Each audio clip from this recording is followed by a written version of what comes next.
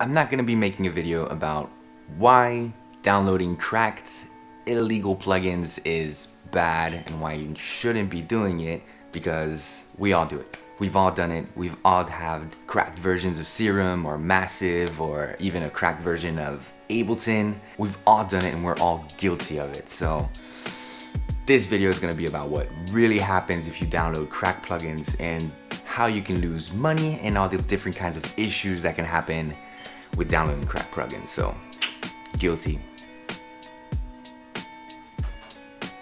Alright, the beanie was just for the thumbnail.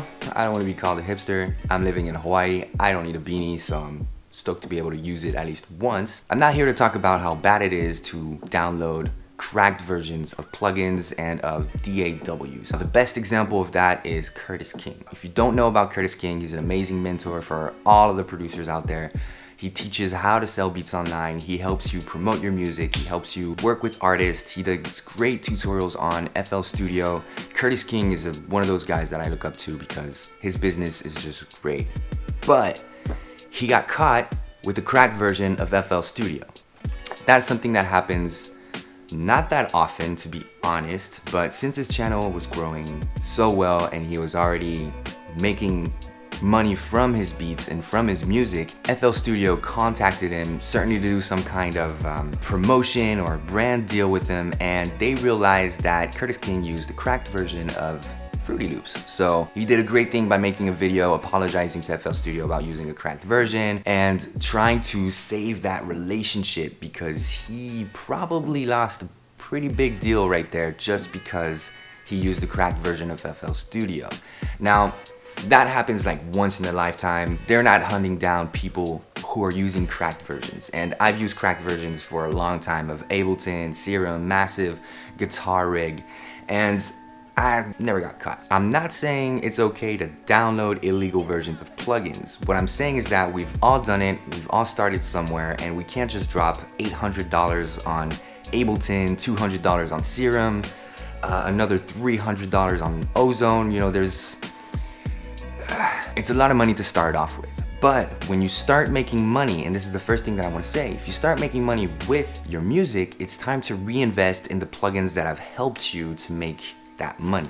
It's just good karma.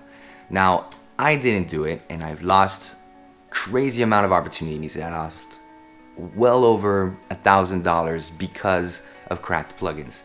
And I'm gonna tell you why. So this was maybe 2 years ago. I received an email from a client that wanted the exclusive rights and the track outs to this one beat that I made, and I made it probably like 4 years ago. He was ready to pay $600 for it, which is perfect. And so the only thing he wanted me to do was actually modify a synth lead that I had inside of my project. And when I opened the project up again, this is like 2 years after making the beat, I realized that the version of Massive that I used was a cracked version, and on my computer I didn't have that exact cracked version of Massive again. So that track was dead, and I couldn't modify the MIDI. Well, I could modify the MIDI, but I couldn't find the sound that I used. I couldn't find the preset that I had. I couldn't find what tweaks I did. So I spent days and days trying to recreate the sound to finally send him an email and say, hey, this is the best I can get. I can't recreate the sound that I did. And I lost my credibility. I lost the client. I lost the 600 bucks just because I used the cracked version of Massive. So I told myself, okay, fine. I don't want this to happen again. So that's why now I'm gonna save and export my tracks, export all the stems, so that in case that happens, I might be able to play around with the stems and kind of remodify the notes if I need to, if this situation ever happens again. That's why I started doing the video when I arrived in Hawaii. If you guys haven't seen it, how to save properly and export in Ableton Live, check it out. Good, I thought I was safe. Another year goes by, and then it happened again, so twice. And this time actually I got an email from a music supervisor he wanted to use one of my songs for one of his big commercials. I think it was for Fitbit, I don't really remember. But what I remember is that it was $800 to be able to use my song, plus the royalties on the back end. The only issue was the guitars needed to have a little less distortion, especially the lead guitar. I said, okay, no problem, I'll take care of that. Open up the project. What happened? guitar rig was cracked, and on my new version of my computer I didn't have the cracked version of guitar rig, so I lost the preset. So I only had this clean electric guitar all the way through, and I could not recreate the sound or something that even sounded similar to what I did. So I tried my best, again, spent time working on it, and the problem was this time it wasn't that they didn't accept it afterwards, is that when I finished modifying it, which was maybe a week later, and I sent him the files, he never answered back because I took too much time to do it.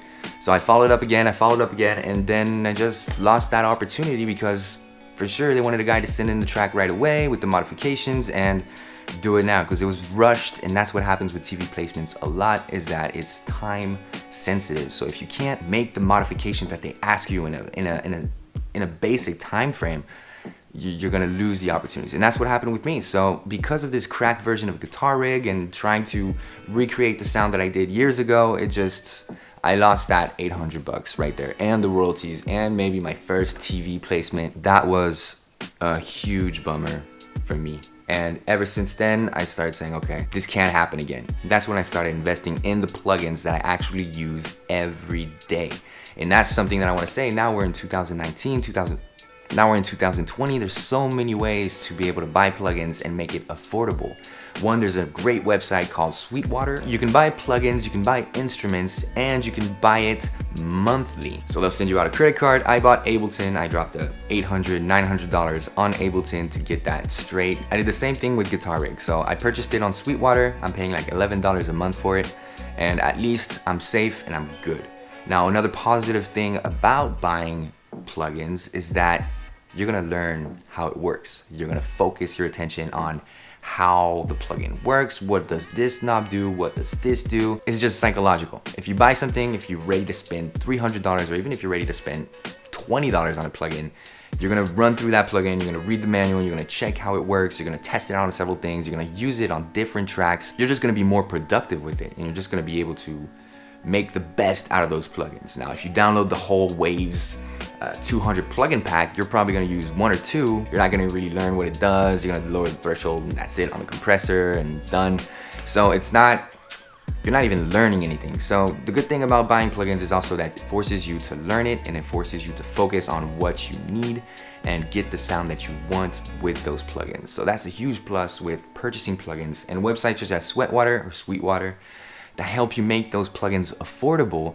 Is just, there's no reason why not to do it. Another website also is Splice. Splice allows you to pay a monthly fee for certain plugins such as Serum and Ozone. So I purchased those two plugins through Splice, and this is not a monthly fee like Netflix where you have to pay for your whole life. This is a rent to own process. So actually you're paying monthly until you have purchased the plugin, and then it's yours. So that's the best thing with Splice, and especially for all the EDM producers out there that do use Serum, you should invest in it. It's only $9 a month, $9.99, so like $10 a month, and then Serum is yours. And if you have any issues with Serum, you can always hit them up, ask them what the problem is. They can always help you back, and you're just more professional with it, and you're better with it. And then in the future, you're not gonna have the issues that I've had with those cracked plugins. And that's it. So try not to download illegal plugins. If you're starting out and you're not making any money, I'm not saying that it's good, I'm not saying do it. I'm just saying I understand.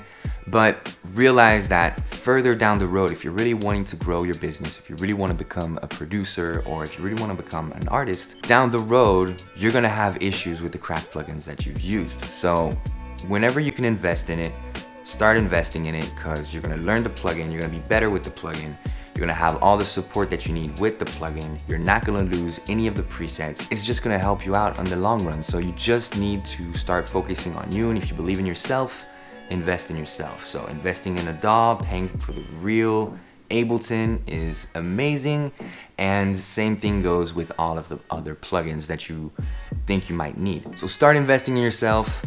Much love from Hawaii. Peace out, and I'll see you Saturday for a new What's in Stock episode. Peace.